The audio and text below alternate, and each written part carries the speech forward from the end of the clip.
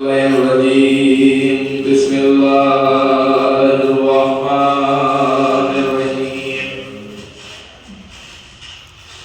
الحمد لله الذي هدانا لهذا وما كنا لنهتدي لقد جاءت رسل ربنا بالحق الصلاة والسلام وتحيته والإكرام مولانا مولى الثقلين جد الحسن والحسين بالقاسم محمد اللهم صل على محمد وآل محمد وآل بيته الطيبين الطاهرين المعصومين المظلومين منتجبين منتخبين أما بعد فقد قال الله تبارك وتعالى في كتاب المبين بسم الله الرحمن الرحيم وما خلقت الجن والإنس إلا ليعبدون صلوات صل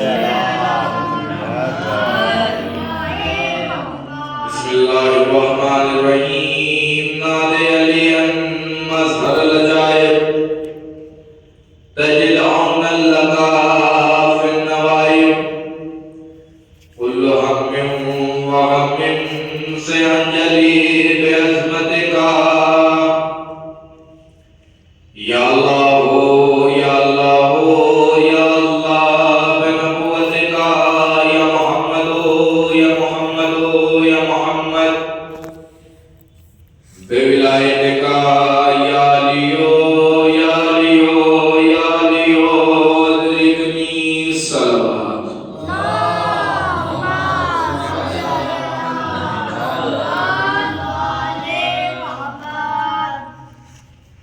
عزیزان قدر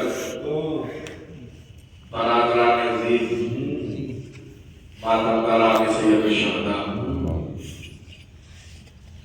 طلاب عزیز کے درمیان پڑھنا اتنا آسان بات نہیں ہے. اگر مجمع اتنا بڑا ہو کہ جتنا بڑا جوگی پورے میں آتا ہے اس مجمع کے سامنے کوئی خطیب خطابت کرے تو پڑھ سکتا ہے، لیکن اگر طلاب موجود ہوں تو اچھا خطیب اٹک جاتا ہے. اور یہاں تو ماشاءاللہ طلاب مولانا ناطق علی صاحب، مولانا لارث صاحب، مولانا معراج صاحب اور مولانا معصوم صاحب، مولانا فیض صاحب جیسے خطیب یہاں موجود ہیں، اور میں ادنا سا طالب علم میں ان کی بالکل حق بات کر رہا ہوں. معصوم بھائی ایک آواز بلند کر سلوات بھیجیے.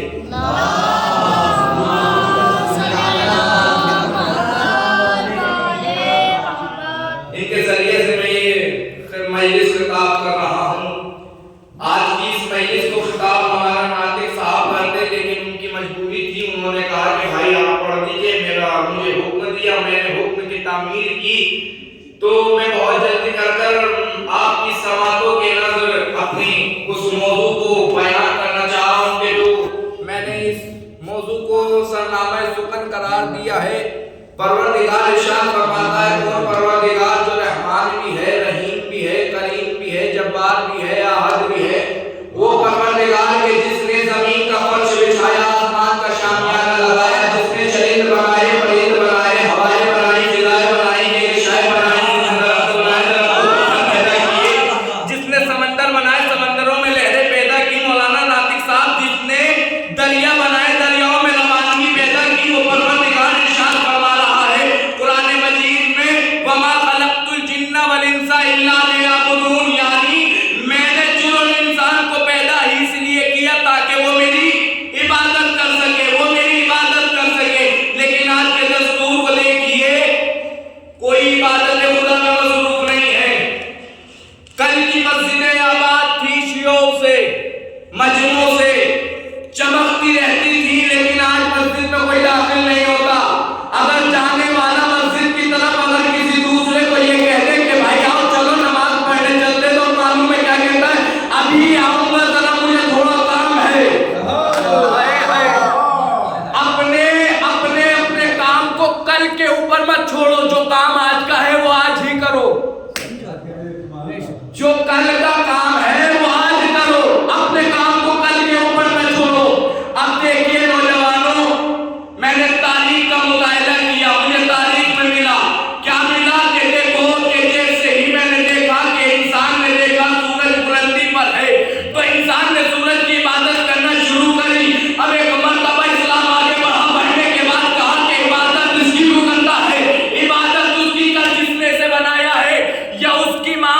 جس نے اسے پلٹایا ہے. اب ایک مرتبہ پھر میں نے تاریخ کا مطالعہ کیا, کتابوں کو کھنگالا, مجھے ملا کہ دیکھو انسان نے چاند کو دیکھا, عبادت کرنا شروع کی, اسلام آگے بڑھا. پڑھنے کے بعد کا عبادت اس کی کو کرتا ہے, عبادت اس کی کر جس نے سے بنایا ہے, یا اس کی مان جس نے سے دو ٹکڑے کیے ہیں. اب ایک مرتبہ جیسے اسلام آگے بڑھا, انسان نے دیکھا, سورج کو دیکھا, عبادت کرنا شروع کی, پہاڑ کو دیکھا, عبادت کرنا شروع کی. میں نے کہا اسلام آگے بڑھ کر کہتا ہے کہ عبادت اس کی کو کرتا ہے, عبادت اس کی کر جس نے سے بنایا ہے, یا اس کی مان جس نے اسے اپنی جگہ سے ہٹایا ہے.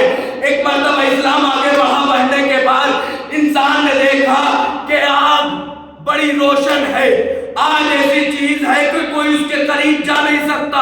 عبادت کرنا شروع کی, اسلام آگے بڑھا, بڑھنے کے بعد کہا عبادت اس کی کو کرتا ہے, عبادت اس کی کر جس نے اسے بنایا ہے, یا اس کی مان جسے اس نے اسے گلزار کیا ہے.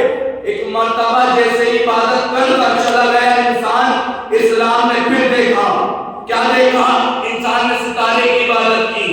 ہائے ہائے, انسان نے ستارے کی عبادت کی. اب جیسے عبادت کرنا شروع کی, اسلام آگے بڑھا, بڑھنے کے بعد کا عبادت اس کی کرتا ہے, عبادت اس کی کر جس نے اسے بنایا ہے, یا اس کی مان جس کے دروازے پر رشتہ لے کر اترا, جس کے دروازے پر رشتہ لے کر اترا.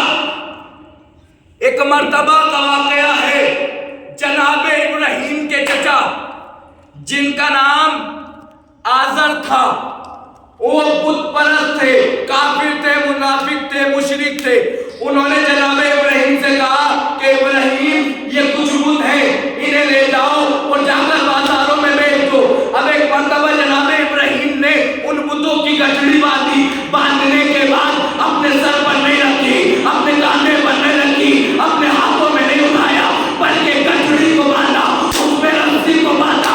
باندھنے کے بعد گھسیٹتے ہوئے گلیوں میں لے جا رہے ہیں اور کہہ رہے ہیں کون ہے ان خداؤں کا خریدنے والا, کون ہے ان خداؤں کا خریدنے والا, جو بول نہیں سکتے, جو سن نہیں سکتے. اب ایک مرتبہ لوگوں نے دیکھا, دیکھنے کے بعد اب ایک مرتبہ یہ نمرود کے پاس پہنچے. پہنچنے کے بعد کا نمرود ابراہیم ہمارے خداؤں کی بے ادبی کر رہا ہے. نمرود نے کہا ابراہیم کو بلایا جائے. جناب ابراہیم آئے, آنے کے بعد کا نمرود تو نے مجھے بلایا, کہ ہاں میں نے تمہیں بلایا. کہ کیوں بلایا؟ کہ میں نے سنا ہے کہ تم ہمارے خداؤں کی بے ادبی کر رہے ہو. کہ کس نے کہا؟ کہ یہ لوگ کہتے ہیں کہ ان لوگوں سے کیوں پوچھتے ہو, اپنے خداؤں سے پوچھو. اب ایک مرتبہ نمرود تخت سے کھڑا ہوا, کھڑا ہونے کے بعد کہتا ہے ابراہیم اتنا تو تم بھی جانتے ہو یہ مجسمے ہیں, یہ بول نہیں سکتے, یہ سن نہیں سکتے. تو جناب ابراہیم نے کہا پھر ایسے خدا کی عبادت کیوں کرتے ہو جو کبھی بول نہیں سکتا, سن نہیں سکتا.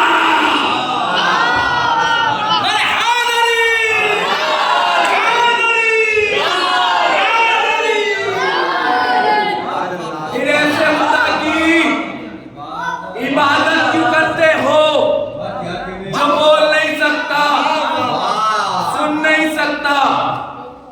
ایک باواں کے بلند صلوات بھیجیے.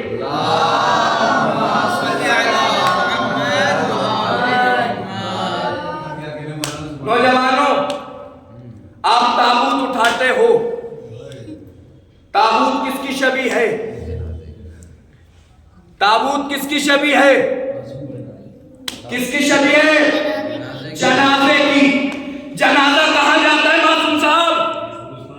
قبرستان میں. اب جب تابوت جنازے کی شبیہ ہے, جنازہ قبرستان جاتا ہے, آپ تابوت کہاں لے جاتے ہو؟ کربلا. میں نے لوگوں سے پوچھتاچھ کی, بھائی کہاں جا رہے ہو؟ کربلا. دوسرے سے پوچھا کہاں جا رہے ہو؟ کربلا. تیسرے سے پوچھا کہاں جا رہے ہو؟ کربلا. میں نے معصوم صاحب سے پوچھا کہاں جا رہے ہو؟ کربلا. چوتھے سے پوچھا کہاں جا رہے ہو؟ کربلا. پانچویں سے پوچھا کہاں جا رہے ہو؟ کربلا. ہر ایک یہی کہتا رہا کربلا جا رہے ہیں, کربلا جا رہے ہیں. میں نے کہا بھائی تابوت جنازے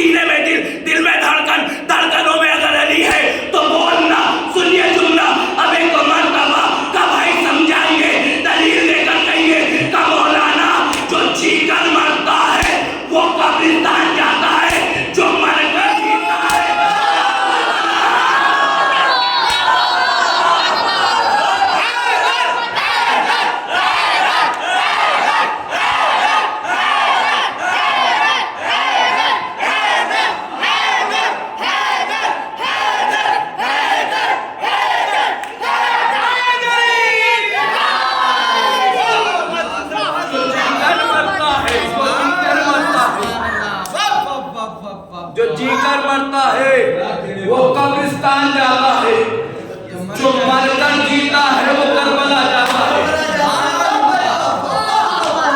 करबला जाता है। कादरी साहब के जुमले याद आ गए जो मौलाना शफी के यहाँ बहुत ज्यादा फेमस हुए। 9 लाख लश्कर, हर चेहरे पर कितनी आंखें होती हैं? हर चेहरे पर कितनी आंखें होती हैं? तो करबला में कितने लाख का लश्कर था? 9 लाख का लश्कर। अब जरा जोड़ कर बताओ कि हर चेहरे पर जब 2 आंखें होती हैं, करबला में 9 लाख का लश्कर था, उन लोगों की आंखें जोड़कर बताओ कितनी हुई?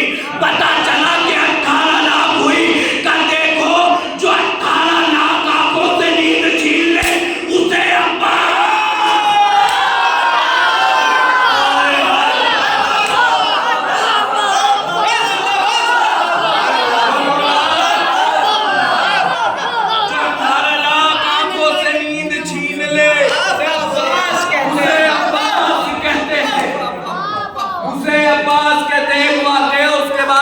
साहब एक बाबा ने बुलंद सलवार भेजिए।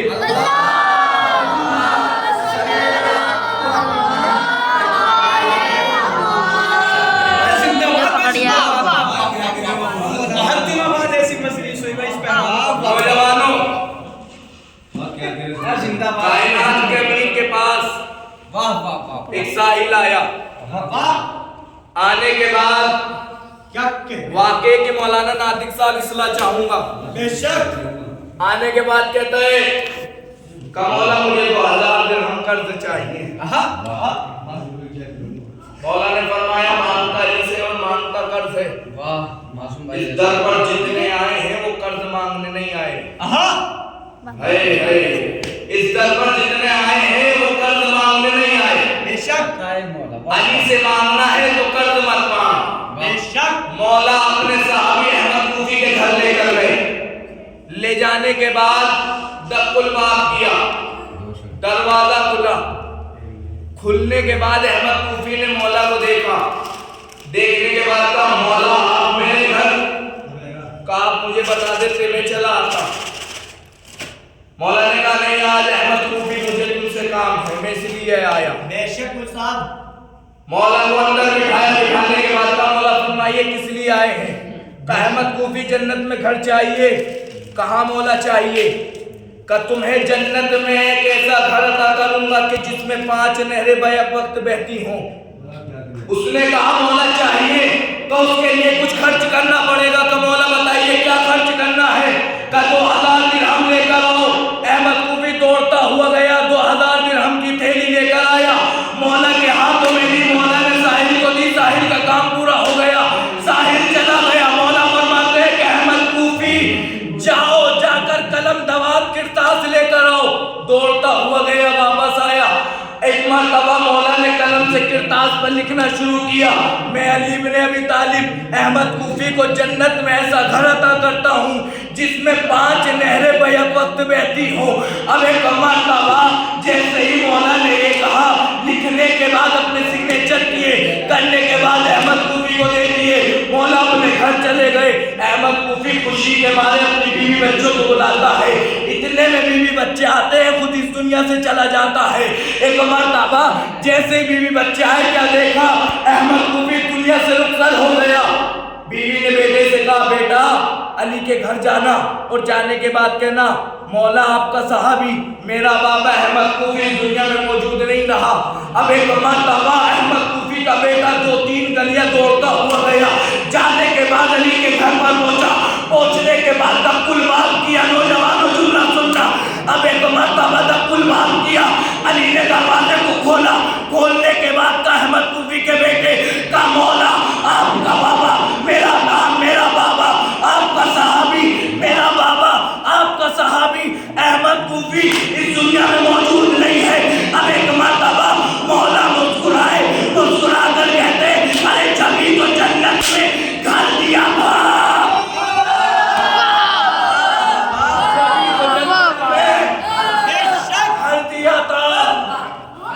मौला आए, کفن پہنایا، جنازہ قبرستان گیا، قبر میں رکھا گیا، مولا نے تلقین پڑھی، اسماعیل ہم، اسماعیل ہم، اسماعیل ہم، سن اور سمجھ، سن اور سمجھ۔ اب ایک مرتبہ اب جیسے تلقین مکمل ہوئی، جنازے کو دفنا دیا گیا، قبر سے فاتحہ پڑھ کر جانے لگے، کائنات کے امیر نے فاتحہ پڑھی، گھر جانے لگا، احمد کوفی کا بیٹا علی کے قدموں میں آ کر کہتا ہے مولا آپ مجھے تنہا چھوڑ کر جا رہے ہیں۔ مولا فرماتے ہیں کہ ایک علی کبھی کسی کو تنہا نہیں چھوڑتا، اگر علی کہیں بھی موجود ہو تو علی کو آواز دے دینا، علی تیری مدد کو آ جائے گا۔ کہ مولا بس اتنا بتا دیجئے اب میرا بابا قبر میں کر کیا رہا ہے۔ اب ایک مرتبہ مولا نے کہا احمد کوفی کے بیٹے بڑا عجیب سوال کر لیا، اب تو نے تجھے بتاؤں گا نہیں دکھاؤں گا۔ مولا نے انگلیوں کو اٹھایا، اٹھانے کے بعد کہا میری انگلیوں کے درمیان دیکھ۔ احمد کوفی کا بیٹا انگلیوں کے درمیان دیکھتا ہے، قبر کو دیکھتا ہے، علی کو دیکھتا ہے، انگلیوں کو دیکھتا ہے، قبر کو دیکھتا ہے، علی کو دیکھتا ہے۔ مولا فرماتے ہیں تو قبر کو، میری انگلی کو اور میرے چہرے کو کیا دیکھنا چاہتا ہے؟ کہ مولا بس اتنا ہی تو دیکھنا چاہتا ہوں، آپ قبر کے اندر بھی ہے، قبر سے باہر۔ مولا آپ قبر کے اندر بھی ہیں، قبر سے باہر بھی۔ بس عزادارو، یہ ہے علی کی فضیلت۔ سلام ہو علی کے کمالاتوں پر۔ بڑے ظلم ہوئے اس خاندان اہل بیت پر۔ نوجوانوں، رسول کی وفات کے بعد بیوی کا مسلوب پہلو توڑ دیا گیا۔ اتنا ہی نہیں، ظلم یہاں تک نہیں ہوا، علی کے سر پر ضرب لگی، ظلم آگے بڑھا۔ 28 رجب کو حسین کو مدینہ چھوڑنا پڑ گیا۔ حسین 4 شعبان کو مکے پہنچے۔ 8 ذی الحجہ کو حسین نے حج کو عمرے میں تبدیل کیا۔ 2 محرم کو حسین والد کربلا ہوئے۔ 4 محرم کو حسین پر پانی بند ہوا۔ 7 محرم کو حسین کے خیام میں پانی ختم ہو گیا۔ 10 محرم آ گئی، 3 دن علی کا حسین کا قافلہ پیاسا رہا۔ اللہ اکبر۔ روز عاشوراء آئی، ہر ایک بہادر جاتا تھا، جام شہادت نوش فرماتا تھا۔ کبھی اکبر گئے، کبھی قاسم گئے، کبھی اونا محمد گئے، ہر ایک جاتا رہا، جام شہادت نوش فرماتا رہا۔ بس عزادارو، جب سب شہید ہو گئے، اب ایک مرتبہ حسین تنہا رہ گئے، حسین یکو تنہا رہ گئے۔ بہن سے بھائی نے اجازت لی، حسین گھوڑے کے قریب آئے۔ آنے کے بعد دائیں طرف دیکھتے ہیں، بائیں طرف دیکھتے ہیں، آگے دیکھتے ہیں، پیچھے دیکھتے ہیں۔ ہاں عزادارو، دیکھ رہے ہیں ارے کوئی ہے جو حسین کو سوار کرائے۔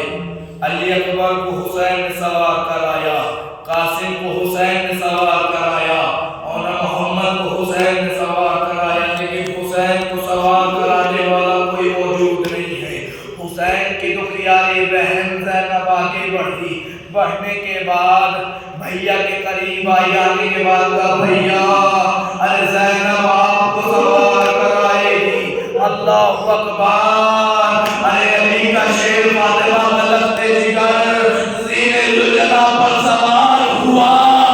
ارے ایک مرتبہ گھوڑے کو ایڑ لگائی، ارے چلانا چاہتے ہیں، گھوڑا آگے نہیں بڑھتا۔ اللہ اکبر، گھوڑا آگے نہیں بڑھتا۔ ارے ایک مرتبہ حسین نے اپنے حسب بابا سے کہا اے میرے حسب بابا، ارے حسین کو مقتل تک پہنچا دے۔ حسین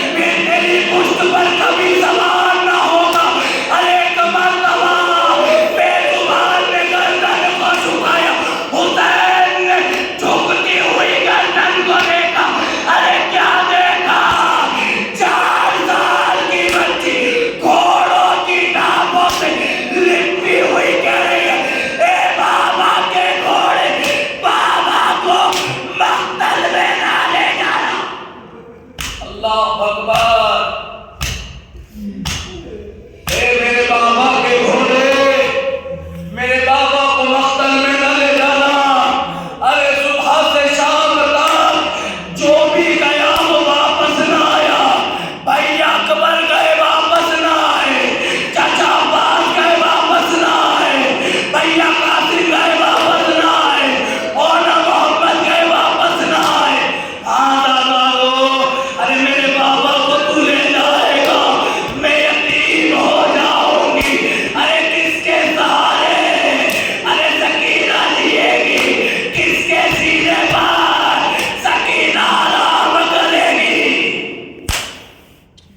اللہ اکبر. جزاک اللہ دادارو. اب ایک مرتبہ حسین سینے ذوالجناح سے اترے، سکینہ کو اپنے سینے پر لٹایا، نیند آ گئی، بہن کے حوالے کیا. بہن زینب میں اپنی امانت تمہیں سونپ رہا ہوں.